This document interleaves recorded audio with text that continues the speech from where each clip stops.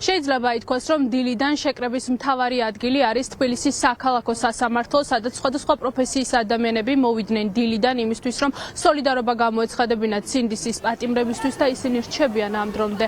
აქ არიან მსახიობებიც, რომლებიც გუშინ ესწრებოდნენ კოლეგის ანდრო ჭიჭინაძის სასამართლო პროცესს, ონისე ცხადაძის სასამართლო პროცესს და დღეს თეატრალური სფეროს წარმომადგენლები პირდაპირ ამბობენ, რომ კლანის სასამართლომ შეასრულა ქართული ოცნების პირდაპირ დაკვეთა და უკანონოდ პატიმრობაში გაუშვა 51-ზე მეტი ახალგაზრდა, რომლებიც იყვნენ ქუჩაში და პროტესტებდნენ უკანონობას, რუსულ მეთოდებს. დღეს მსახიობები ამბობენ, რომ არ აქვთ მოლოდინი იმის, რომ რაიმე შეიცვლება, რადგან ფიქრობენ, რომ მოსამართლე ირაკლი ხუსკივაძეც იგივე გადაწყვეტილებას მიიღებს, რაც მიიღო გუშინ მოსამართლემ, კლანის მოსამართლემ. ქუჩაში გამოსული მსახიობები ამბობენ, რომ ახლა მათთვის მთავარი მიზანი არის, რომ ბრძოლა გაგრძელდეს და ეს ბრძოლა იყოს იქამდე, სანამ არ ჩაინიშნება ხელახალი არჩევნები და არ გამოუშვებენ უკანონოდ დაპატიმრებულ ახალგაზრდებს.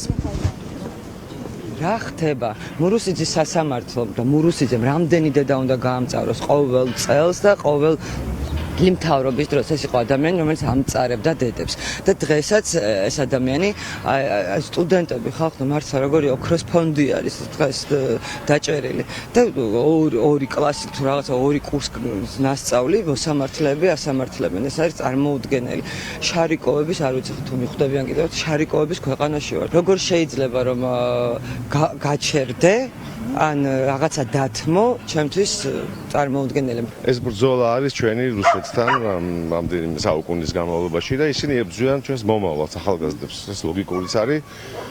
ამას ისინი სულ შვებიან და ჩვენ აქ მოლოდინი არ გვაქვს, რა თქმა უნდა, რომ გაამართლებენ ან რამე საჩვენო გადაწყვეტილებას მიიღებენ, მაგრამ ჩვენ მაინც აქ ვართ, იმიტომ რომ რეჟიმის წევრებმა იგრძნონ ჩვენი თანადგომა მათ მიმართ. ხედავთ, რომ ეს არის ძალადობრივი საპოლიციო რეჟიმი და ემსახურება მხოლოდ ერთი ადამიანის სურვილებს და მისი მილიარდების დაცვას, რასაც ვერ იაზრებენ სამწუხაროდ აი ამ სტრუქტურებში მომუშავე ადამიანები, მაგრამ მოვა დრო და აუცილებლად გაიაზრებენ ამას და ამის გარდა რა დღეს დარბაზიც კი არ შეცვალეს, ადამიანი ცუდად გახდა და არაინტერესებს საერთოდ. ჩვეულებრივი სადისტები არიან, რომლებიც ბავშვებზე ძალადობენ სასამართლოს შენობაში და რა მოლოდინი შეიძლება გქონდეს მილიარდების დამცველ ადამიანებს ხალხის ერთიანობის და სიმართლისთვის და თავისუფლებისთვის მებრძოლი ხალხის ყოველთვის ეშენია ასეთ რეჟიმებს.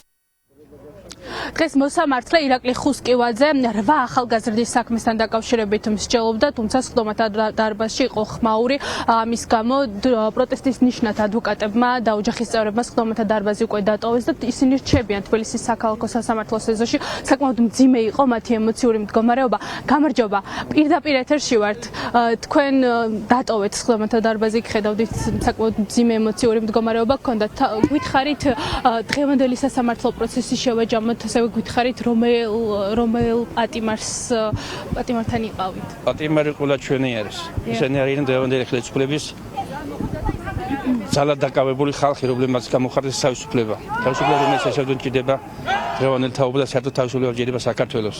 ვერ იტანენ ეს ხალხი, ეს ხელისუფლება, თუმცა ხელისუფლება თავისუფლებას, ხალხის ერთიანობას ვერ იტანენ. უმძიმესი პროცესი იყო ეს ყველაფერი, რა დღეს ჩაიდინეს ამ ხელისუფლების ლაქიებმა, მე ლაქიებს დავარქვი მათ, ესენი ხალხი არ არიან. და მინდა რომ სოლიდარობა გამოუხატო ყველა პატიმრის მიმართ. ესენი ერაინ ივანიშვილის პატიმრები. მეტის თქმა ამათთან ნაკლებად შეიძლებოდა. რისთვის დასაჯა ივანიშვილმა ეს ადამიანები? თავისუფლების მოპოვება სურდა ხალხს, ახალგაზრდებს, სურდათ ცოდნა განათლების მიღება ევროპული დონის და ვერ აიტანეს. ამჯობინეს რუსების მონობა. ჩვენ კიდე მასე არ გვიცხოვრეთ არაცხოვრობ. ჩვენ ქართველებს მონობა არ შეგვიძლია. ჩვენ ქართველები ვიძით თავისუფლებისათვის და ჩვენ თავისუფლების მოყოლი ადამიანები ვართ. საქმე ბოლომდე მივა. ძალიან დიდი მადლობა.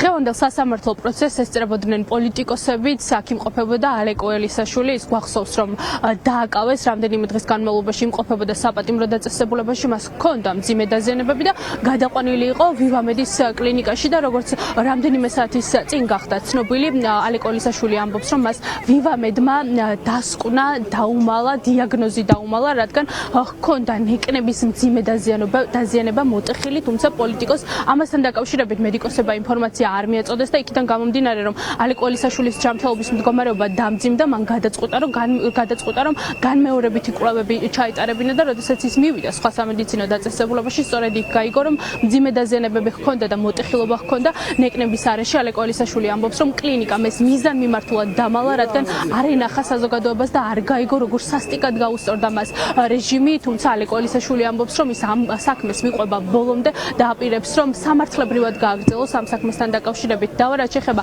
ვივამედის პოზიციას, ჩვენ დავუკავშირდით კლინიკა ვივამედს. ზურა ჩხაიძე ამბობს რომ ეს ყველაფერი არის ალეკო ელისაშვილის მოგონილი და დიაგნოზი, რომელიც არის ალეკო ელისაშვილთან დაკავშირებით დასმული, არ გამორიცხავს რომ სხვა დროს მიღებული დაზიანებებით ყოფილიყო, თუმცა ადასტურებს რომ როდესაც ის კლინიკაში შეიყვანეს და კვლევები ჩაუტარდა, ეს დაზიანება მას იმ დროს აღენიშნებოდა. დუშეთიდან ნაცემი კაცს წამიყვანეს, ვეუბნებოდი რომ დიდი ალბათობით ნეკნი მაქვს მოტეხილი, იმიტომ რომ მანამდეც მომტეხეს და ანალოგიური ტკივილი მქონდა და ვივამედში კვლევები ჩამიტარეს, არაფერი არ გჭირს. ოდნავ გაქვს დაჟეჟილი.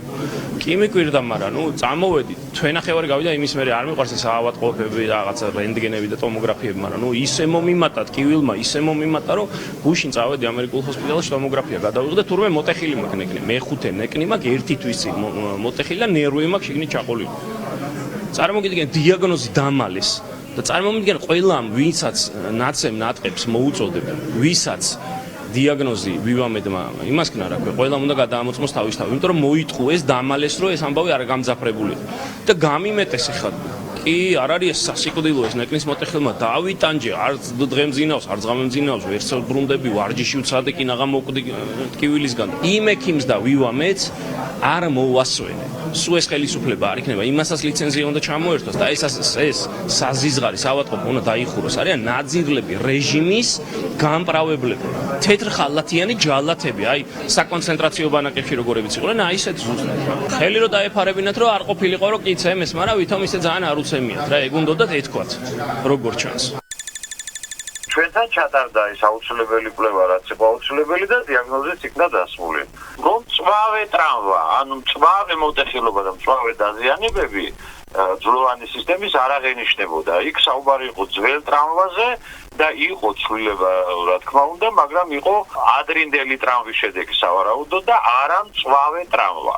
ანუ ჩვენთან როდესაც შემოვიდა, ჩვენთანაც იქნა ეს კორძი ნანახი. ეს ნიშნავს, რომ ეს იყო ადრე მიღებული ტრამვის შედეგი. კორძი რა არის, იცით? აი როდესაც მოტეხილობა არის და უკვე ვითარდება ძვლოვანი ქსოვილი და უკვე მიდის შეერთებისკენ ეს მოტეხილობა იფარება. არ მინდა რაღაცის ბოდვებზე კომენტარი მაკეთებინოთ რა. ბოდვა